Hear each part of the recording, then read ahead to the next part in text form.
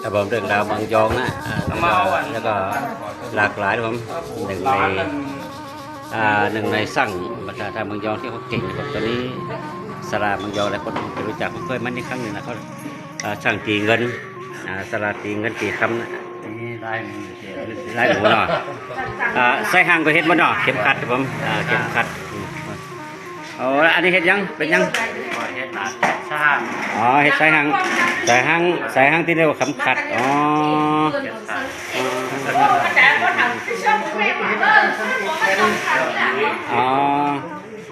ปลาที่เครื่องเก่าเครื่องไหมมาเนาะเป็นเงินแต่เขาอยู่ว่าเป็นเงินแต่อยู่เนาะเครื่องเงินเนาะอันนี้2 ห้องทั้งฮะอันนี้ก็แล้วมาดูเอามาจังดูเอาใส่ยังเปิดตรงนู้นอุบวะตาลูกแก้วตาลูกแก้วกะมันเป็นยังไงเปิดได้ก่อนไม่ได้กะอุบนะอุบเงินก็อุบคำนะเครื่องเขินก็ว่าใช่นะเครื่องจุดคำเครื่องเขินนะสมัยเก่าเป็นเงินได้เนาะนี่เก็บปอให้ได้งามจังแล้วนี่เปิดมาสั่งกันเนาะเอาไปใส่ร้านใจ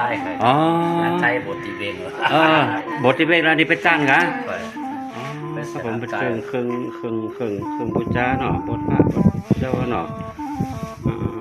อันเราสวัสดิ์ปัดเนาะเฮ็ดใจได้เฮ็ดทำได้เฮ็ดยองได้เฮ็ดอยู่ไหมสวัสดิ์ปัดนี่เปล่าสวัสดิ์ปัดเนาะครับผมอันนี้มันเกี่ยวข้องกันด้วยพิธีกรรมในการทางจอนเงินถูเงินเป็นเครื่องเขาว่าเครื่องบูชาเครื่องต้านนะเนาะนี่มันได้เรื่องราวนะที่ผมพามาชมสาราสาราในช่างที่เขาทำเกี่ยวกับเครื่องได้ดูสมมติป้าก็ย้อนวางเจนพวกแม่นใจไหนพี่สีเป็นสาราที่หาพวกนี้วางที่เอาวางแบบนั้นวางเขาทำเสร็จ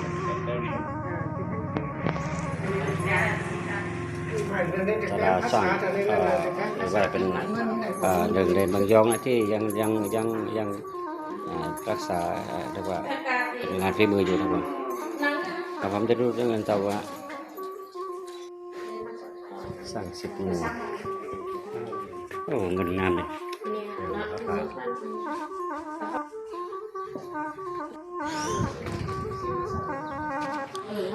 งานช่างงานฝีมือเขาทำมือยองนะผมเคยนำเสนอครั้งนึงผม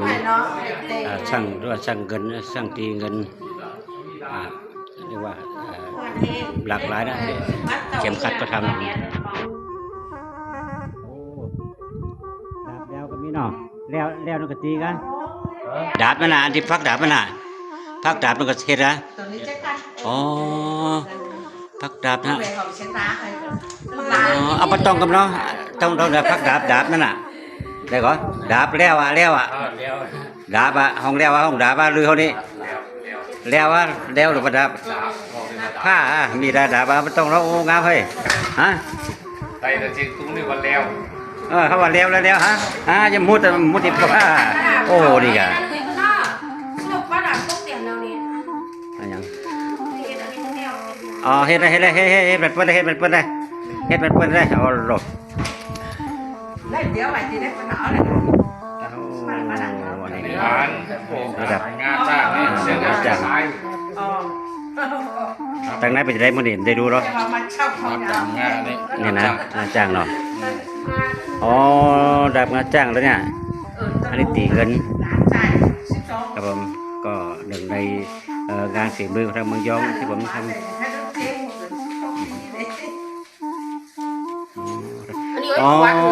อันนี้กำลังเฮ็ดสุวรรณปัตย์เนาะอันนี้เนาะขอน้ำพวกไม้ศาลานะอันที่เกี่ยวข้องกับพิธีกรรมพิธีการจะมีสุวรรณปัตย์จอดเงินจอดคำ